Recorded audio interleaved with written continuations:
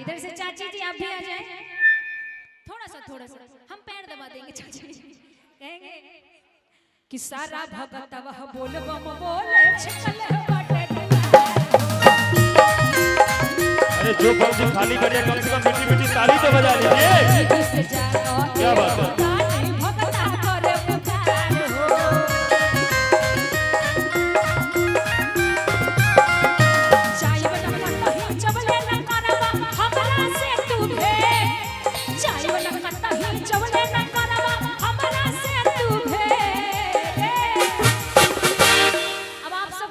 भोला बाबा हो जल्दी खोला मंदिर वाके के, भोला बाबा हो जल्दी खोला मंदिर वाके,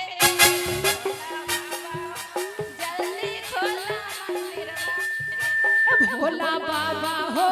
जल्दी खोला मंदिर वाके, भोला बाबा हो जल्दी खोला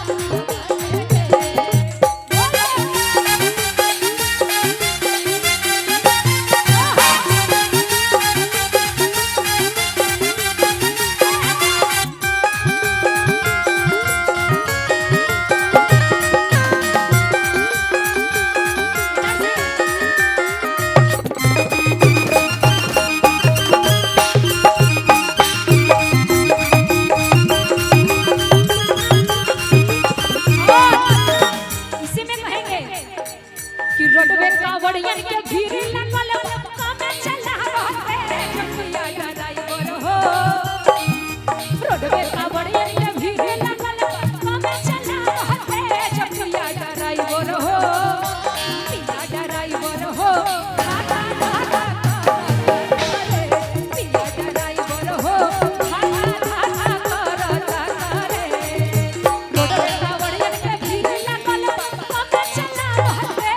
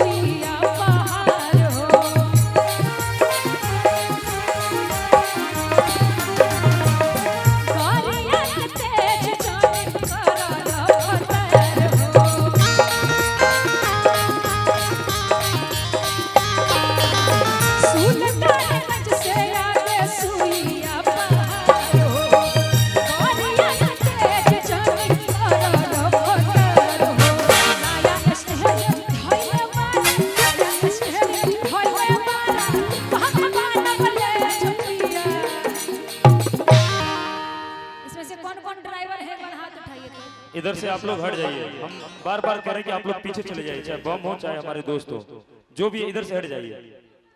नहीं हटिएगा तो आप लोग आगे आके बैठ जाइए, लोग हटबे नहीं करेगा, आप ही लोग आगे आ जाइए तब ठीक रहेगा। कौन कौन बम है एक बार हाथ उठाएं, कौन कौन है ड्राइवर बाबा के, बाबा के ड्राइवर कौन कौन है, बाबा भोलेनाथ के सब लोग देखिए बाबा के ड्राइवर है, पूछिए क्यों, क्योंकि सब लोग कांवर उठा के 100 किलोमीटर पैदल बाबा को जल चढ़ाने जाते हैं, हुए ना जी, किनके ड्राइवर है, बाबा के, इसलिए कहना है कि पिया ड्राइवर हो धागा धागा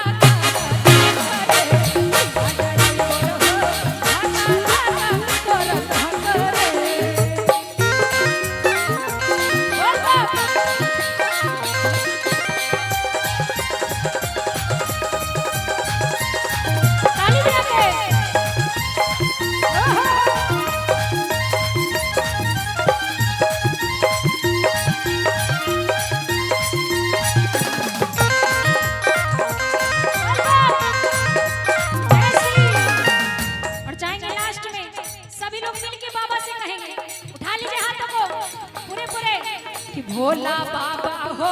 जल्दी खोला मंदिर बाटे,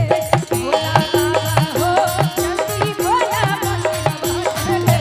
भोला हो